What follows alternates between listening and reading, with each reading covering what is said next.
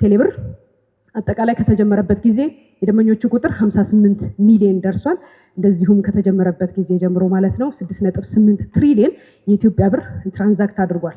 የትራንዛክሽን ብዛቱንም ስናይ ደግሞ ወደ 3 ትሪሊዮን የተጠጋ 2.98 ቢሊዮን ቮሊዩም ኦፍ ትራንዛክሽን እንደዚሁ አስተናግዷል ማለት ነው። ይሄ አገልግሎቱ ከጀመረበት ነው። 6 ወር ውስጥ ምን ይመስል ነበረ የቴሌብር አካሄድ የሚለውን ስናይ እንግዲህ ወደ 58.6 ደርሷል ስንል የቴሌብር ደንበኞች በዚህ በ6 ወር ውስጥ ከቅዱ አንጻር 99.4% በማሳካት ተጨማሪ ወደ 4 ሚሊዮን የሚሆኑ ደንበኞችን በመጨመር ቁጥሩ አሁንም የተጠቃሚው የቴሌብር ተጠቃሚዎች እያደገ ያለበት ነው ማለት ነው።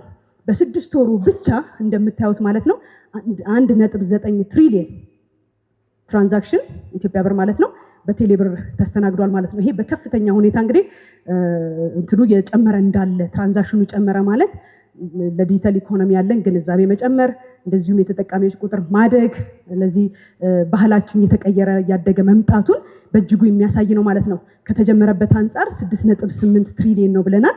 እንግዲህ ወደ 2 የሚጠጋ በ6 ወር መጥቷል ማለት በከፍተኛ ሁኔታ እያደገ መሆኑን ትሬንዱ በእጅጉ እያደገ መሆኑን የሚያሳይ ነው። ከትራንዛክሽን አንጻር ካየ ነው አሁንም በ6 ወሩ ብቻ 1 ቢሊዮን ቮሊዩም ማለት ነው ተስተናግዷል ማለት ነው።